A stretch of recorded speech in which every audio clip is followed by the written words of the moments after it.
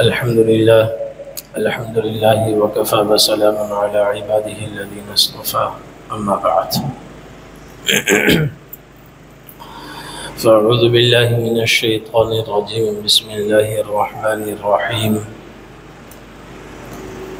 الذي خلق الموت والحياة ليبلوكم أيكم أحسن عملا صدق اللہ العظیم۔ میرے محترم دوستو، میرے بھائیو، قرآن کریم میں اللہ تبارک و تعالی نے اپنی اطاعت اور فرما برداری پر اور ایمان پر، حسن عمل پر اور حسن نیت پر دنیا اور آخرت کی کامیابی کا وعدہ فرمایا ہے۔ تو آخرت کی کامیابی کو اللہ نے جنت سے تعبیر فرمایا،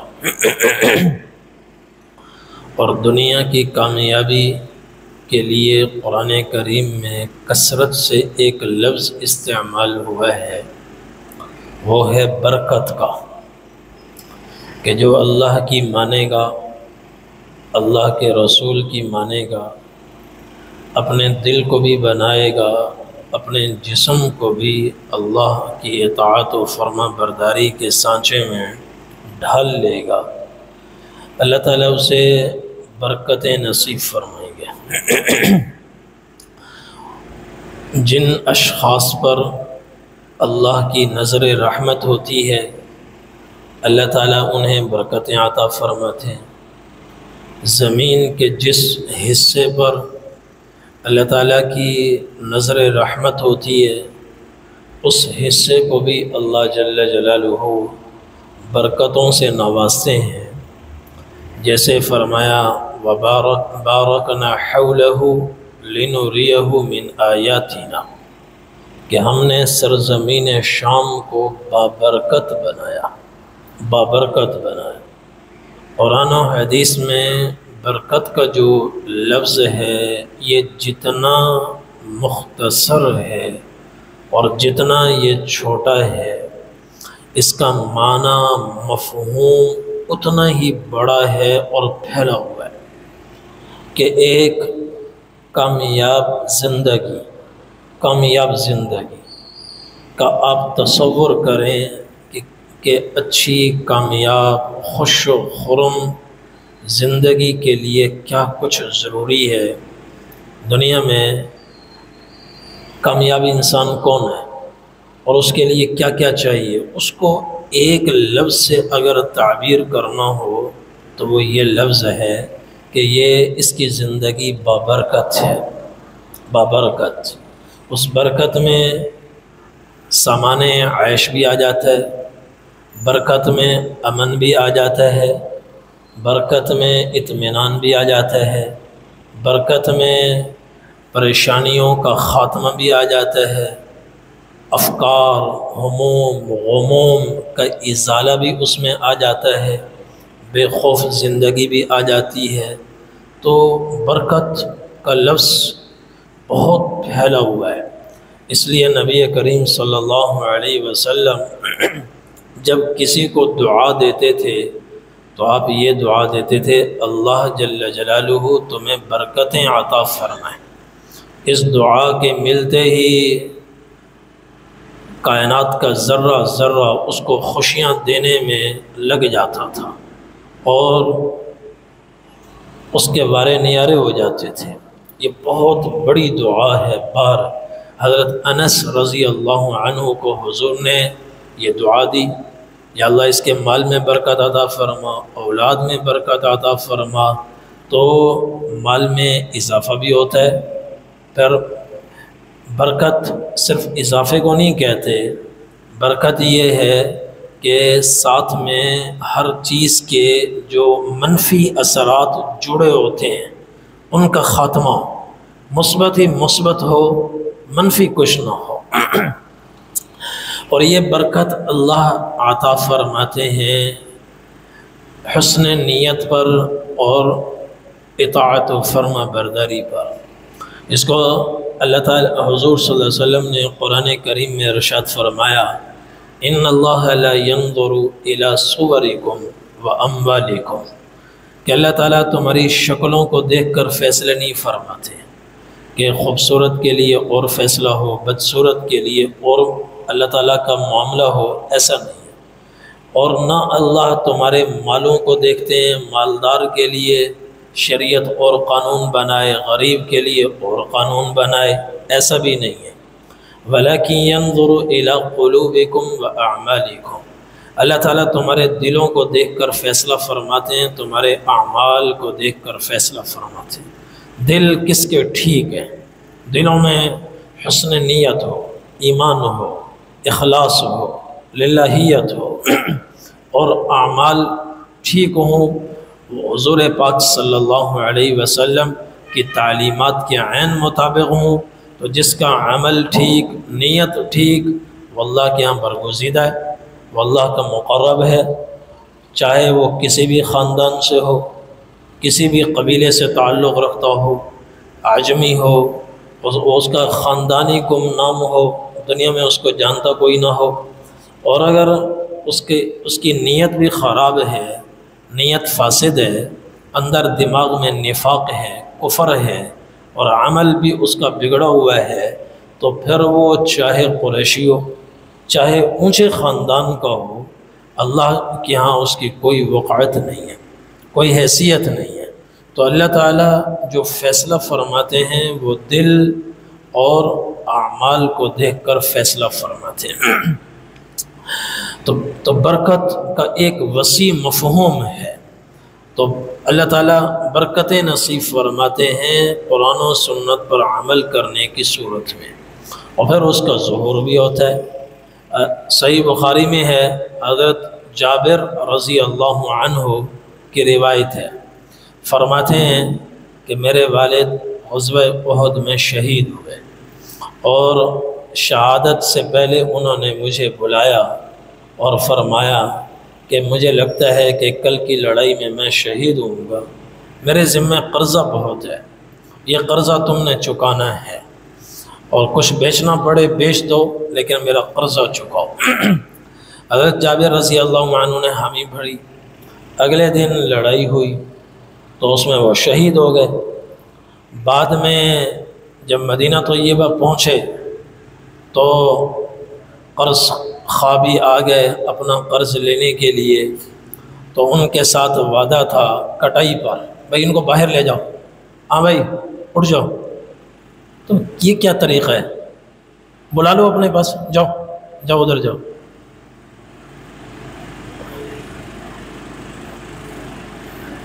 کوئی آداب ہوتے ہیں، اجتماعی بات ہو رہی ہے حدیث۔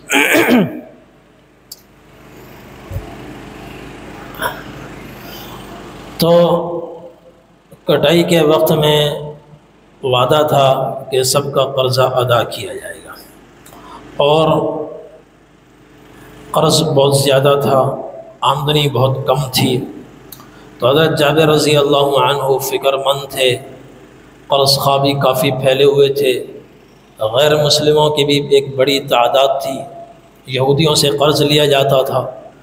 تو حضور صلی اللہ علیہ وسلم کی خدمت میں حاضر ہوئے، یا رسول اللہ قرض کی ادائیگی کا وقت آ گیا ہے، باغ کی کٹائی ہونے والی ہے، اور قرض خواہ تیار بیٹھے ہیں اور ان کی اچھی خاصی تعداد ہے، میں چاہتا ہوں وقت پر آپ بھی تشریف لے آئیں، ایک آپ کی موجودگی میں قرض ادا ہو، اور دوسرا یہ کہ آپ کے ہوتے ہوئے عام طور پر قرض لینے میں قرض خواہ کچھ سختی کرتے ہیں، تو لوگ سختی نہیں کریں گے، پیار محبت سے یہ معاملہ حل ہو جائے گا۔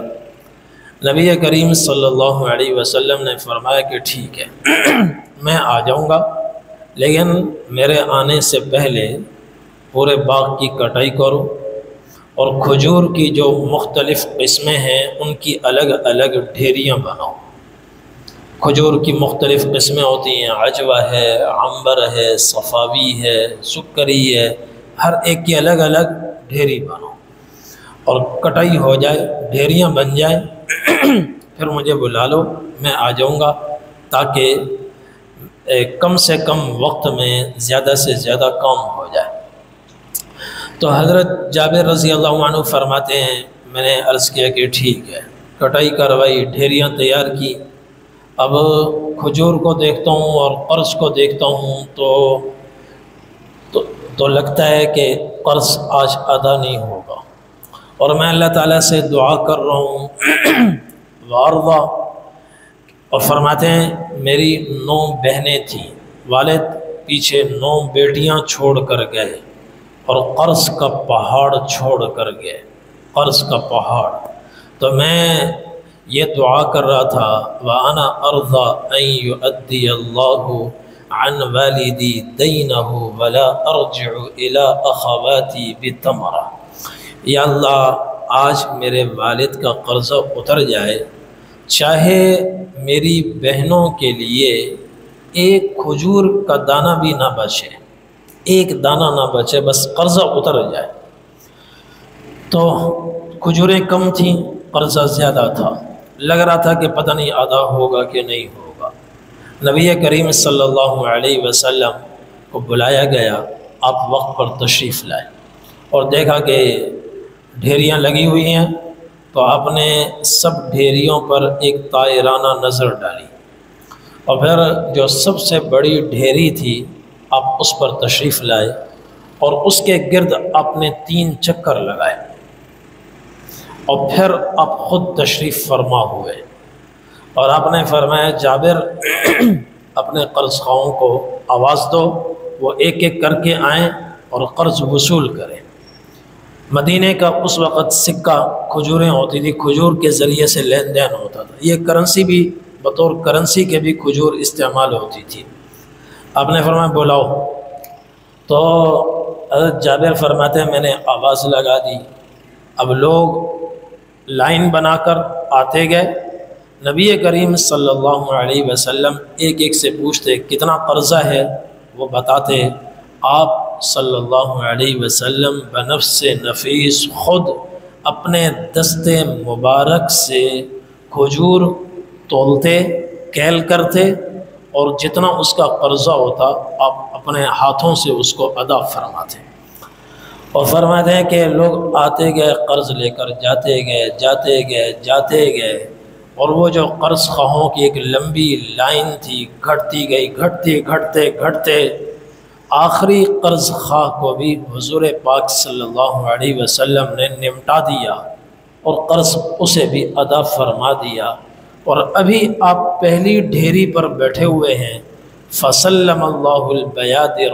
کلہا، باقی کھجور کی جتنی ڈھیریاں تھیں ان سب کو اللہ نے محفوظ فرمایا، ان کو تو چھیڑا ہی نہیں گیا اور ہاتھ بھی نہیں لگایا گیا، انگلی بھی نہیں لگائی گئی، ایک دانہ بھی اس میں سے نہیں لیا گیا، پہلی ہی ڈھیری سے پورا قرضہ ادا ہوا۔ اور پھر میں نے سوچا کہ دیکھوں یہ ڈھیری جس پر حضور پاک صلی اللہ علیہ وسلم تشریف فرما ہیں اور آپ قرضہ ادا فرما رہے ہیں، یہ کتنی کم ہوئی ہے، آدھی ہوئی ہے، چوتھائی ہوئی ہے، کتنا ہوا؟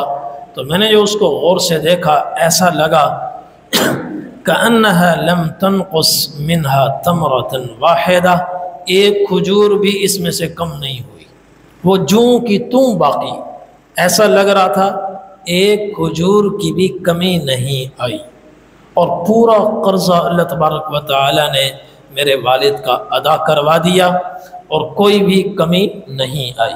یہ حضور پاک صلی اللہ علیہ وسلم کا معجزہ ہے، اور یہ برکت ہے، اللہ کی طرف سے برکت، اور یہ برکات کا ظہور حضور کے بعد بھی ہوا ہے، اور یہ آج بھی ہوتا ہے۔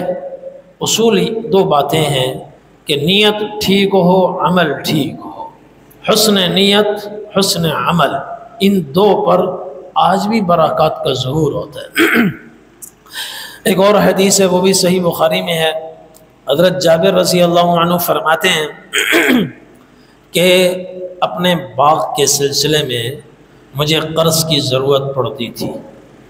یہ جتنے بھی کسان ہیں نا بیچارے آج بھی قرضوں پہ چل رہے ہوتے ہیں، ہر گہائی پر کٹائی پر ان بیچاروں کو قرض کی ضرورت پڑتی ہے، کبھی کھاد لینی ہے، کبھی ڈیزل لینا ہے، کبھی کچھ تو حضرت جابر رضی اللہ عنہ فرماتے ہیں اپنے باغ کے سلسلے میں مجھے قرض کی ضرورت پڑتی تھی، اور ایک یہودی تھا، میں اس سے قرض لیتا تھا، اور اس سے یہ بات طے تھی کہ جب باغ کی کٹائی ہوگی فلاں تاریخ کو تو تمہارا قرضہ میں ادا کر دوں گا۔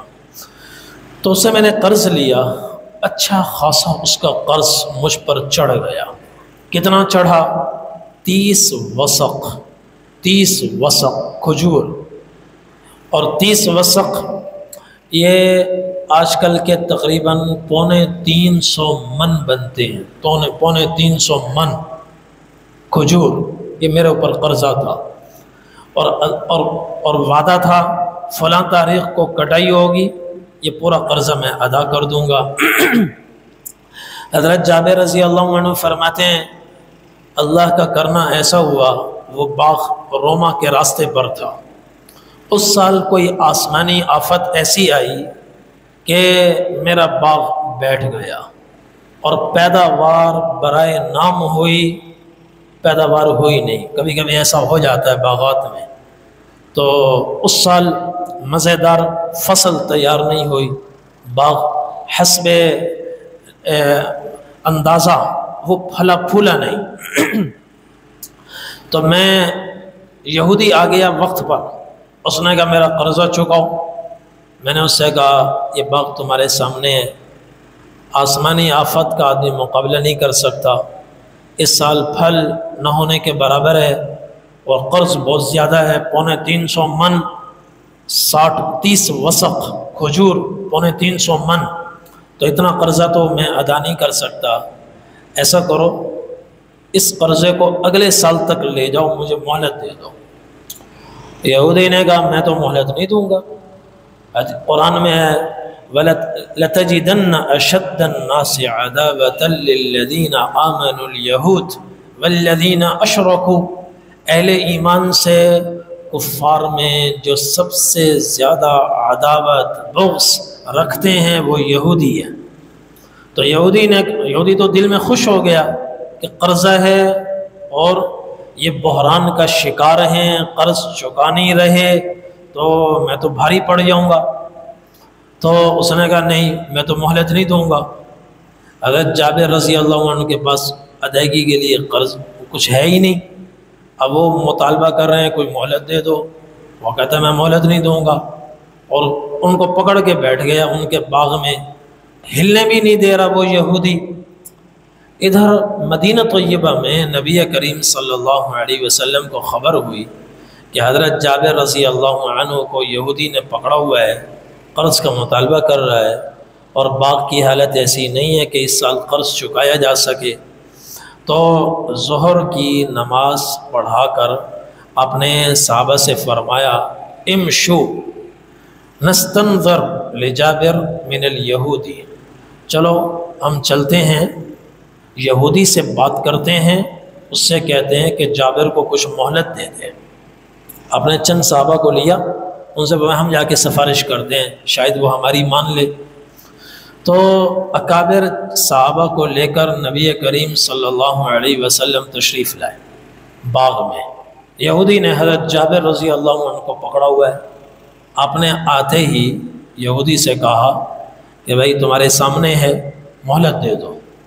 اس نے اب وہ حضور سے بدتمیزی نہیں کر سکتا تھا، دل میں عداوت ہے، کہنے لگا ابا القاسم لا انظرہ یوما، اے ابو القاسم، یہ کنیت عزت کا نام لیا جاتا ہے عزت کے ساتھ۔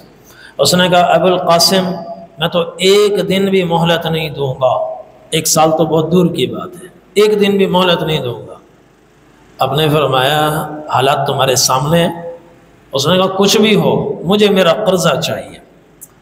تو جب آپ صلی اللہ علیہ وسلم نے یہ دیکھا کہ وہ مان نہیں رہا، آپ نے اس کو چھوڑا اور جا کر پورے باغ کا ایک چکر لگایا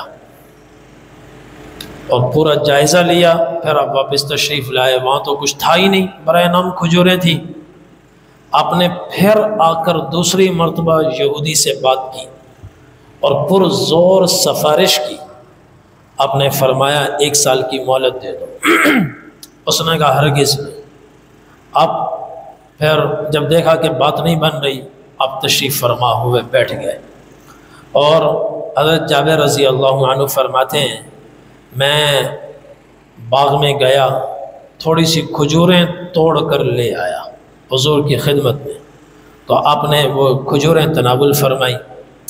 پھر آپ کھڑے ہوئے، آپ نے فرمایا یا جابر این عریشک، جابر وہ تمہارا چھپر کہاں ہے؟ ہر باغ کے اندر باغبان نے بانسوں کے ساتھ ایک چھپر بنایا ہوتا ہے اپنے بیٹھنے کے لیے، کبھی اس کے بچے بھی آ جاتے ہیں، اس کو عریش کہتے ہیں۔ آپ نے فرمایا وہ کہاں ہے؟ عرض کیا یا رسول اللہ وہ ادھر ہے۔ آپ نے فرمایا وہاں مجھے ایک چٹائی بچھا دو، میں تھوڑی دیر قیلولہ کر لوں۔ حضرت جابر رضی اللہ عنہ نے چٹائی بچھائی تو حضور صلی اللہ علیہ وسلم نے کچھ دیر قیلولہ فرمایا، 15-20 منٹ، آدھا گھنٹہ۔ پھر آپ بیدار ہوئے اور بیٹھے۔ حضرت جابر فرماتے ہیں میں پھر باغ میں گیا، تھوڑی سی کھجوریں توڑ کر لے آیا، حضور کے سامنے پیش کی۔ آپ صلی اللہ علیہ وسلم نے کھجوریں تناول فرمائی۔ پھر آپ اٹھے، تیسری مرتبہ آئے یہودی کے پاس، 2 مرتبہ پہلے سفارش کر چکے ہیں اور وہ ظالم رد کر چکا ہے۔ تیسری مرتبہ حضور صلی اللہ علیہ وسلم پھر آئے۔ تو ایک مسلمان کی مدد کرنی چاہیے، اللہ کے رسول خود چل کر جا رہے، خود چل کر جا رہے۔ تو تیسری مرتبہ جا کر اس نے آپ صلی اللہ علیہ وسلم نے بات کی، اس نے صاف انکار کر دیا۔ اس نے کہا مجھے قرض چاہیے اور آج ہی چاہیے، کوئی مہلت نہیں ہے۔ صحیح بخاری کی حدیث ہے۔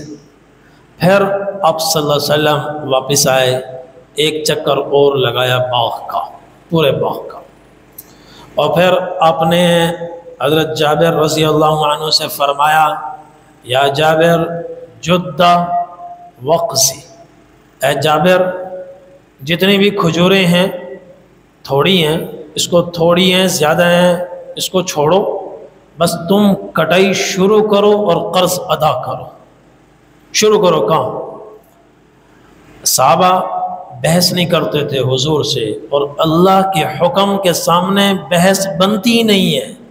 بات سمجھ میں آئے یا نہ آئے عمل کرو، اندھے ہو کر عمل کرو۔ اندھی تقلید اگر کہیں ہے تو وہ اللہ اور اس کے رسول کی ہے۔ کوئی اور کہے بھائی یہ کام کرو، اس سے بحث ہو سکتی ہے، جی قرض دیکھو، یہ کھجوریں دیکھو۔ اللہ کے رسول کے آگے بحث نہیں ہوتی، سمجھ میں آئے یا نہ آئے، اندھی تقلید یہاں ہے۔ تو حضرت جابر رضی اللہ عنہ فرمایا لبیک یا رسول اللہ، ٹھیک ہے۔ انہوں نے کٹائی شروع کر دی، تو اس میں وقت لگتا ہے۔ اس دوران عصر کی نماز کا وقت قریب آیا۔ نبی کریم صلی اللہ علیہ وسلم نے فرمایا کہ میں عصر کے لیے جا رہا ہوں اور تم یہ کام پورا کرو اور پھر آ کر مجھے اطلاع کرو مسجد نبوی میں، اور تم عصر کی نماز یہیں ادا کرو۔ اور یہودی تو جانے ہی نہیں دے رہا تھا۔ تو چنانچہ نبی کریم صلی اللہ علیہ وسلم نماز عصر کے لیے مسجد نبوی میں تشریف لائے۔ حضرت جابر رضی اللہ تعالیٰ عنہ اپنے وہ کام کرنے والوں کے ساتھ کٹائی کرتے رہے اور کیل کر کر کے وہ اس کا قرضہ دیتے گئے یہاں تک کہ پورا 30 وسق قرضہ، 350 من کھجور کا قرضہ ادا ہو گیا، اور 17 وسق بچ بھی گیا، 17 وسق بچ بھی گیا۔ حضرت جابر رضی اللہ عنہ تو خوش ہو گئے، انہوں نے تو سوچا ہی نہیں تھا کہ یہ کیسے ہوگا۔ تو وہ بڑے خوش، پاؤں زمین پر نہیں لگ رہے، اڑتے ہوئے آئے مسجد نبوی میں اور چہرہ خوشی سے وہ تمتما رہا ہے، اور عرض کہ یا رسول اللہ قرضہ ادا ہو گیا، 30 وسق پونے 300 من قرضہ ادا ہو گیا، 17 وسق کھجور بچ گئی، جو ناممکن بات تھی۔ تو نبی کریم صلی اللہ علیہ وسلم خوش ہوئے، آپ نے فرمایا اشہد اللہ الہ الا اللہ واشہد انی رسول اللہ، اللہ کے سوا کوئی معبود نہیں اور میں اللہ کا بندہ ہوں، اللہ کا رسول ہوں۔ یہ اس لیے فرمایا کہ یہ تھوڑے کو زیادہ کرنا میرے بس کی بات نہیں ہے، یہ اللہ ہے کرنے والا، اللہ ہے، لہذا نظریہ عقیدہ صحیح رکھو، نفع کا مالک اللہ، نقصان کا مالک اللہ۔ پھر آپ نے فرمایا جاؤ جا کر ذرا عمر کو بتاؤ کہ یہ ہوا ہے، ممکن ہی نہیں تھا اور اللہ نے ادا کروا دیا۔ حضرت جابر رضی اللہ عنہ حضرت عمر کے پاس آئے، ان کو بتایا، حضرت عمر رضی اللہ عنہ نے فرمایا لقد علمت حين مشى فيها رسول الله صلی اللہ علیہ وسلم لیبارکن فیها، مجھے تو زور میں بھی پتہ چل گیا تھا جب حضور مسجد نبوی سے چل رہے تھے تمہاری طرف، میں سمجھ گیا تھا تمہارا کام ہو گیا، تمہارا کام ہو گیا۔ یہ ہوتی ہیں برکتیں۔ ایک اور واقعہ سن لیں، حضرت زبیر بن العوام رضی اللہ عنہ 10 مبشرہ میں سے، حضرت علی رضی اللہ عنہ کے دور خلافت میں ان کی شہادت ہوئی ہے۔ 10 مبشرہ میں سے بڑے جلیل القدر صحابی، وہ ان کی جب شہادت کا وقت قریب آیا، ایک دن ان کے دل نے انہیں کہا کہ بس لگتا ہے میرا وقت آ چکا ہے، میرا وقت قریب ہے۔ حالانکہ صحت مند تھے، بیٹے کو بلایا، عبداللہ بن زبیر کو، انہوں نے ان سے کہا بیٹا واللہ انی لأرا الا سأقتل اليوم مظلوما، بیٹا آج میرا دل کہہ رہا ہے کہ آج میری شہادت ہوگی مظلومانہ طور پر، آج میں شہید ہو جاؤں گا۔ اور پھر فرمایا کہ مجھے موت کی تو کوئی فکر ہی نہیں ہے۔ وَإِنَّ أَكْبَرَ هَمِّي لَدَيْنِ، اس وقت جو سب سے بڑی فکر پریشانی مجھے کھائے جا رہی ہے وہ ہے کہ میرے اوپر قرضوں کا بوجھ بہت زیادہ ہے، کہ قرض اصل امانت داروں تک قرض پہنچ جائے۔ پھر انہوں نے اپنے بیٹے سے قرض کا اندازہ لگوایا، سرسری قرضے کا بھی جائزہ لیا، اور جو پیچھے ترکہ چھوڑ کر جا رہے تھے اس کا بھی اندازہ لگایا، تو ترکہ کم تھا، قرضہ بہت زیادہ تھا۔ تو بیٹے سے فرمانے لگے افتورا ایبقی دیننا من مالنا شیئا، بیٹے کیا لگتا ہے یہ سارا قرضہ چکا کے پیچھے کچھ بچے گا یا نہیں بچے گا؟ سارا ختم، کچھ بچے گا؟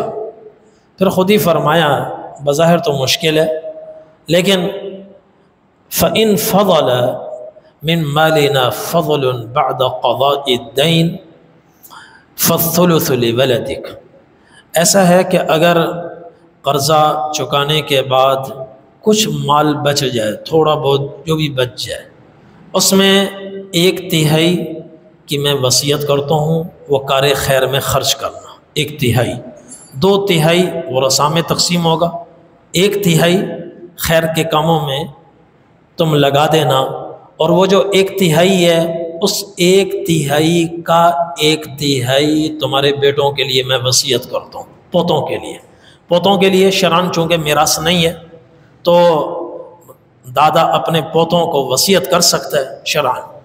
تو فرمایا اگر 100 روپے بچ جائیں تو 66 روپے تو وراثت میں تقسیم ہوں گے قرض ادا کرنے کے بعد، 33 روپے خیر کے کاموں میں لگانے ہیں، اور ان 33 میں 11 روپے تمہارے بیٹوں کے لیے، سمجھ گئے؟ پھر فرمایا کہ میرے جانے کے بعد تم نے سب سے پہلے قرض ادا کرنا ہے، فَبِعْ أَمْوَالَنَا فَقْضِ عَنِّي دَيْنِي، اور ہمارا جتنا بھی ترکہ ہے وہ سارا بیچ دینا جب تک قرض ادا نہ ہوں، قرضہ تم نے ہر حال میں ادا کرنا ہے، بیچتے جانا، قرض چکاتے جانا۔ اور پھر فرمایا وَإِنْ عَجَزْتَ فِي شَيْءٍ عَنْ دَيْنِ فَاسْتَعِنْ مَوْلَايَ۔ اگر کہیں تمہیں کوئی مشکل پڑ جائے، راستے مسدود ہو جائیں، آنکھوں کے آگے اندھیرا چھا جائے، بند گلی میں پہنچ جاؤ، نکلنے کا راستہ تمہیں نہ ملے، وہاں میرے مولا سے مدد لینا۔ اردو میں تو آپ فوراً سمجھ گئے، عربی میں مولا کے کئی معنی ہیں، 16 سے زائد معنی ہیں۔ چچا زاد بھائی کو مولا کہتے ہیں، جو کسی کام کا انچارج ہو، منتظم ہو، اس کو بھی مولا کہتے ہیں، سردار کو بھی مولا کہتے ہیں، اور آزاد کرنے والا وہ بھی مولا کہلاتا ہے۔ اور کسی غلام کو جب آزاد کر دیا جائے تو اپنے آقا کے لیے وہ آزاد کردہ غلام وہ بھی مولا ہوتا ہے۔ کوئی یار دوست ہو اس کو بھی مولا کہتے ہیں، کوئی کسی کی مدد کر دے، مدد کرنے والا بھی مولا کہلاتا ہے۔ تو بڑے اس کے معنی ہیں، سمجھ گئے؟ تو اس لیے حضرت عبداللہ بن زبیر رضی اللہ عنہ فرماتے ہیں، واللہ ما دریت ما اراد، اللہ کی قسم میں سمجھا نہیں کہ وہ کس مولا کی بات کر رہے ہیں، میں سمجھا شاید کسی آدمی کا حوالہ دے رہے ہیں۔ میں نے پوچھا من مولا کا، آپ کے مولا کون ہیں؟ انہوں نے فرمایا اللہ ہے۔ جہاں بند گلی میں پہنچو، مصلی بچھاؤ اور ڈائریکٹ اللہ سے بات کرو، تو دیکھو پھر اللہ کیسے راستے کھولتا ہے۔ حضور صحابہ کو یہ چیز سکھا کر گئے تھے، صحابہ نے اپنی اولاد کو یہ چیزیں سکھائیں، اور یہ چیز آج ہمارے ہاتھ سے چھوٹ رہی ہے، نکل رہی ہے، جس کی وجہ سے جو مسئلہ جتنا سلجھاتے ہیں وہ اتنا الجھتا چلا جاتا ہے، اور سلجھے گا اس وقت جب ہم اللہ کے سامنے آ کر عاجزی کریں گے، انکساری کریں گے، اور جب یہ سمجھیں گے اس مسئلے کا حل سوائے اللہ کے اور کہیں نہیں ہے، اور اللہ ہی کو اول آخر سمجھ کر جب اللہ کے سامنے گڑ گڑائیں گے، صلاۃ الحاجت پڑھیں گے جیسے حضور نے پڑھی، اور دعا کریں گے جیسے حضور نے کی، تو اللہ تبارک و تعالی ہمارے لیے بھی ایسے ہی راستے کھولیں گے جیسے حضرات صحابہ کرام کے لیے اللہ نے راستے کھولے۔ حضرت عبداللہ بن زبیر رضی اللہ عنہ فرماتے ہیں، پھر اسی دن حضرت زبیر بن العوام رضی اللہ عنہ شہید ہو گئے۔ عمر ابن جرموز ایک منافق تھا، وہ صحابہ میں آگ بھڑکاتا تھا، حضرت علی کا وہ زمانہ تھا، تو اس بدبخت نے جا کر ان کو سوئے ہوئے تھے قتل کر دیا، شہید ہو گئے۔ اس کے بعد حضرت عبداللہ بن زبیر فرماتے ہیں، ہم آئے مدینہ میں اور قرض خواہوں کی فہرستیں تیار ہوئیں، اور ان کا جو حضرت زبیر رضی اللہ عنہ کا کل ترکہ تھا اس کو بھی ہم نے دیکھا کتنا ترکہ ہے اور کتنا قرضہ ہے۔ ترکے میں وہ سونا چاندی کرنسی کچھ نہیں تھی، جو ترکہ تھا زمینیں تھیں، مکانات تھے، 11 مکانات مدینہ طیبہ میں، اور ایک بصرہ میں، دو بصرہ میں، ایک کوفہ میں، ایک مصر میں، اور مدینہ میں احد کے پیچھے ایک زمین تھی جس کو غابہ کہا جاتا ہے۔ یہ تھا کل ان کا ترکہ۔ ورثہ تھے 4 بیویاں، 9 بیٹے، 9 بیٹیاں۔ قرضے کو دیکھا تو قرض تھا 22 لاکھ درہم۔ تو حضرت عبداللہ بن زبیر رضی اللہ عنہ فرماتے ہیں، یہ سارا قرضہ ان پر آیا کیسے، اور یہ جو ان کی پراپرٹی تھی، زمینیں، مکانات، یہ کہاں سے بنی؟ تو فرماتے ہیں حضرت عبداللہ بن زبیر رضی اللہ عنہ نے، ما ولی امارات ولا جبایت خراج، کبھی بھی انہوں نے کوئی سرکاری عہدہ، حکومتی عہدہ قبول نہیں کیا، نہ وہ کبھی گورنر بنے، نہ کوئی اور امیر بنے۔ ساری زندگی حضور کے زمانے میں بھی انہوں نے جہاد کیا، حضرت ابو بکر، عمر، عثمان رضی اللہ عنہ کے زمانے میں جہاد کیا۔ جہاد میں مال غنیمت میں انہیں جو حصہ ملا، حضور سے حصہ ملا، اس کے انہوں نے مکانات خریدے، زمین خریدی۔ حضرت عمر، حضرت عثمان، حضرت ابو بکر کے دور میں جو جہاد کیا، مال غنیمت میں سے کچھ ملا تو وہ پراپرٹی خریدتے گئے، وہ انہوں نے رکھ دی۔ اور دوسرا، لوگ ان کے پاس اپنی امانتیں لے کر آتے اور کہتے کہ یہ ہماری امانت اپنے پاس آپ رکھ لیں۔ حضرت عبداللہ بن زبیر رضی اللہ عنہ فرماتے کہ بھائی امانت سنبھالنا میرے لیے مشکل ہے، چونکہ امانت کے احکامات بڑے سخت ہیں، اس کو سنبھال کے رکھنا پڑتا ہے۔ اچھا، اس میں پھر ان سے فرماتے وَلَكِنَّهُ سَلَف، ایسا کرو امانت چھوڑ دو، یہ جو تم مجھے دے رہے ہو امانت نہ دو بلکہ مجھے قرضہ دے دو، اس میں تمہارا بھی فائدہ ہے۔ وہ کیسے فائدہ ہے؟ فَإِنِّي أَخْشَىٰ عَلَيْهِ الضَّيْعَةَ، کہ اگر خدا نہ خواستہ امانت کو میں نے امانت سمجھ کے رکھ لیا اور اپنی طرف سے اس کی حفاظت کی پوری کوشش کی، پھر وہ چیز ضائع ہو گئی تو وہ رکھنے والا دیندار نہیں ہوتا، لوٹانی نہیں پڑتی۔ لیکن اگر قرضہ ہو تو ضائع ہو جائے تو وہ ہر حال میں ادا کرنی پڑتی ہے۔ یہ ہے قرض اور امانت کا فرق، کہ امانت اگر رکھی ہوئی ہے اپنی طرف سے حفاظت میں کوئی کوتاہی نہیں کی، چوری ہو گئی، آگ لگ گئی، چیز ضائع ہو گئی، تو ایسی صورت میں بس وہ ضائع ہو گئی، اصل آدمی کی ضائع ہوئی ہے، یہ رکھنے والا وہ واپس کرنے کا پابند نہیں ہے۔ مگر اگر قرض لے لیا، قرض لی رقم اور جاتے ہی راستے میں جیب کٹ گئی اور پیسے ضائع ہو گئے، تو اب بھی یہ قرضہ ادا کرنا پڑے گا۔ تو فرماتے کہ اس میں تمہارا فائدہ ہے، تم مجھے قرض دے دو، اور جب چاہو آ کر لے لینا۔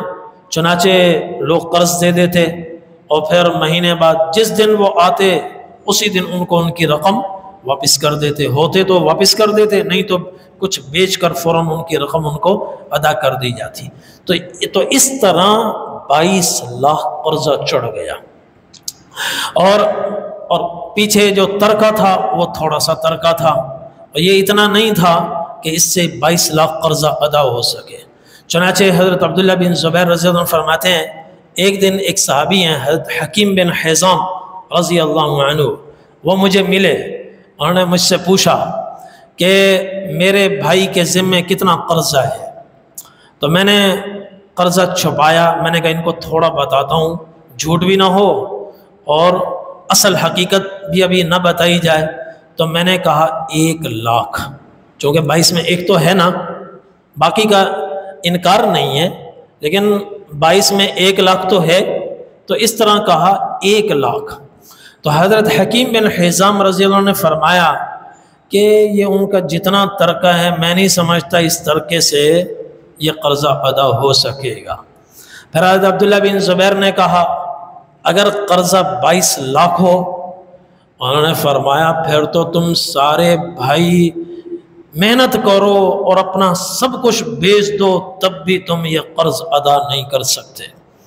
پھر فرمایا ان عجزتم فاستعینوا بی، اگر تم قرض چکانے سے عاجز آ جاؤ، بے بس ہو جاؤ، تو میرے پاس آنا، میں تمہاری مدد کروں گا۔ یہ حضرت حکیم بن حزام رضی اللہ عنہ سے بات ہوئی۔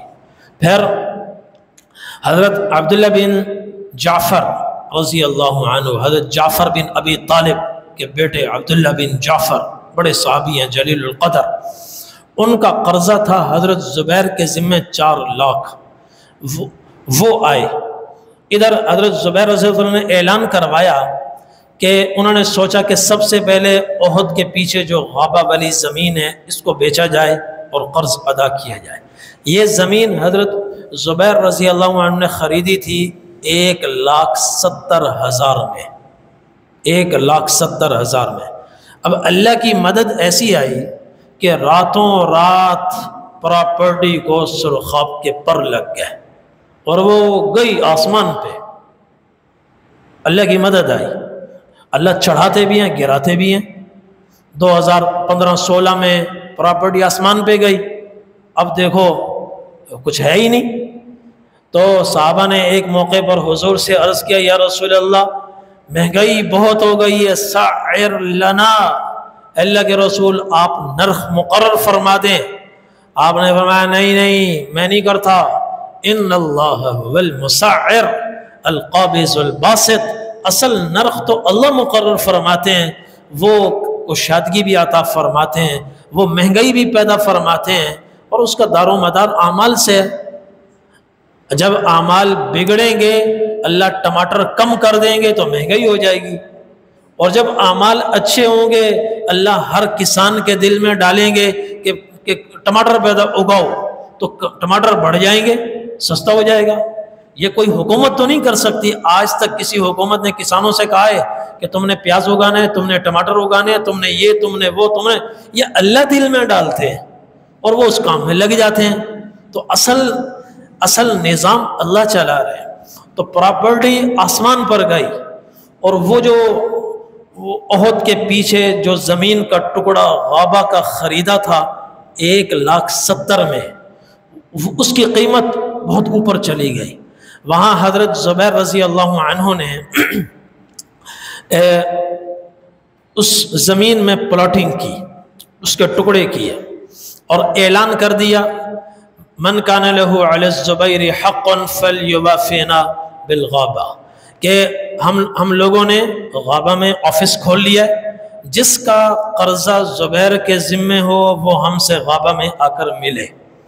حضرت عبداللہ بن جعفر رضی اللہ عنہ اگلے دن پہنچ گئے اور کہا کہ قرض کتنا ہے، ساری صورتحال انہوں نے معلوم کی، تو انہوں نے فرمایا ان شئتم ترکتھا لکم، تم چاہو تو میں اپنا 4 لاکھ قرضہ معاف کر دیتا ہوں۔ حضرت عبداللہ بن زبیر نے فرمایا ہرگز نہیں، ہم قرض چکائیں گے۔ انہوں نے کہا اچھا ایسا ہے کہ پہلے دوسروں کا قرضہ دے دو، اخیر میں کچھ بچ جائے تو مجھے قرض دے دینا، میرا قرضہ ادا کر دینا۔ حضرت عبداللہ بن زبیر نے فرمایا یہ بھی نہیں ہو سکتا، اس لیے کہ یہ ہمارے اصولوں کے خلاف ہے، ہم نے طے کر لیا ہے جو آتا جائے گا اس کا قرض اس کو ادا کرتے جائیں گے، تو اس لیے تم پہلے آ گئے ہو، تمہیں تو قرض ہم دیں گے، ابھی دیں گے۔ تو حضرت عبداللہ بن جعفر رضی اللہ عنہ نے فرمایا کہ پھر اسی زمین میں سے مجھے پلاٹ کاٹ کر دے دو۔ تو انہوں نے 4 پلاٹ کاٹ کر دیے، اس کے 16 پلاٹ بنائے، 4 کاٹ کر دیے، اور ہر پلاٹ کی قیمت طے ہوئی 1 لاکھ درہم۔ 1,70,000 کا خریدا تھا، وہ گیا 16 پہ پہنچ گیا، اور فرمایا لک من ہا ہونا الہ ہا ہونا، یہاں سے لے کر یہاں تک یہ تمہاری زمین ہے۔ تو حضرت عبداللہ بن جعفر نے اپنا قرض لے لیا، باقی قرض خواہ آتے گئے اور پلاٹ بیچ کر ان کا قرضہ ادا کرتے رہے۔ اور پھر ایک دن یہ حضرت عبداللہ بن زبیر پہنچے حضرت معاویہ رضی اللہ عنہ کے پاس، ان کے پاس چند صحابہ جمع تھے، اس میں ایک حضرت عمر بن عثمان تھے، عبداللہ بن زمعہ تھے، اور ایک اور صحابی بھی تھے۔ تو حضرت معاویہ رضی اللہ عنہ نے پوچھا کہ اس غابہ کی زمین کی کیا قیمت لگی ہے؟ انہوں نے بتایا کہ ہم نے 16 اس کے پلاٹ بنائے ہیں، اور ہر پلاٹ 1 لاکھ کا ہے۔ حضرت معاویہ رضی اللہ عنہ نے پوچھا کتنے بک گئے، کتنے رہ گئے، کتنے بچے ہوئے؟ تو حضرت عبداللہ بن جعفر نے کہا 4.5 پلاٹ بچے ہوئے، باقی سب بک گئے۔ تو عمر بن عثمان نے کہا 1 مجھے دے دو، 1 لاکھ درہم میں، اور عبداللہ بن زمعہ نے کہا 1 پلاٹ مجھے دے دو، اور منذر بن زبیر نے کہا 1 مجھے دے دو۔ 3 پلاٹ وہیں اسی وقت بک گئے۔ حضرت معاویہ نے فرمایا اب کتنے رہ گئے؟ انہوں نے کہا 1.5۔ فرمایا یہ 1.5 مجھے دے دو، اور 1.5 لاکھ مجھ سے لے لو۔ عبداللہ بن جعفر آئے جنہوں نے ابھی 2 دن پہلے سودا کیا تھا، 4 لاکھ میں 4 پلاٹ لیے تھے۔ انہوں نے حضرت معاویہ سے کہا میرے بھی لے لو، انہوں نے فرمایا مجھے بیچ دو۔ کہا لیکن میں اب 4 میں نہیں دوں گا، میں 6 میں دوں گا۔ حضرت معاویہ رضی اللہ عنہ نے فرمایا چلو 6 میں دے دو، 6 میں اس کو دے دیا۔ یوں کرتے کرتے غابہ کی زمین بک گئی، اور کچھ اور پراپرٹی تھوڑی بہت بکی، اور پورا 22 لاکھ کا قرضہ اتر گیا، قرض اتر گیا۔ اس کے بعد باقی جو پراپرٹی تھی اب وہ بچی ہوئی تھی، تو ورثاء آئے، چونکہ 9 بیٹے 9 بیٹیاں 4 بیویاں، یہ ورثاء تھے۔ انہوں نے کہا اب تو قرضہ اتر گیا، لہذا یہ وراثت تقسیم کرو۔ تو حضرت عبداللہ بن زبیر رضی اللہ عنہ نے فرمایا نہیں ابھی نہیں، ابھی 4 سال مزید انتظار کرو، ہو سکتا ہے کوئی قرض خواہ بچا ہوا ہو، یہاں پتہ نہیں چل رہا، میں 4 سال متواتر ایام حج میں اعلان کروں گا، 4 سال، چونکہ حج کے ایام میں یمن سے بھی آتے ہیں، عراق سے بھی آتے ہیں، شام سے بھی آتے ہیں، پورے عالم اسلام سے لوگ آتے ہیں، ہو سکتا ہے کہیں دنیا کے کسی کونے میں کوئی قرض خواہ بیٹھا ہوا ہو، جب تک ایک بھی موجود ہے میں وراثت تقسیم نہیں کروں گا۔ چنانچہ 4 سال وہ حج کے ایام میں اعلان کرتے ہیں، من کان لہ علی الزبیر دین فلیأتنا فلنقضہ، کہ جس کا زبیر کے ذمہ قرض ہو ہمارے پاس آئے، ہم اس کا قرضہ ادا کریں گے۔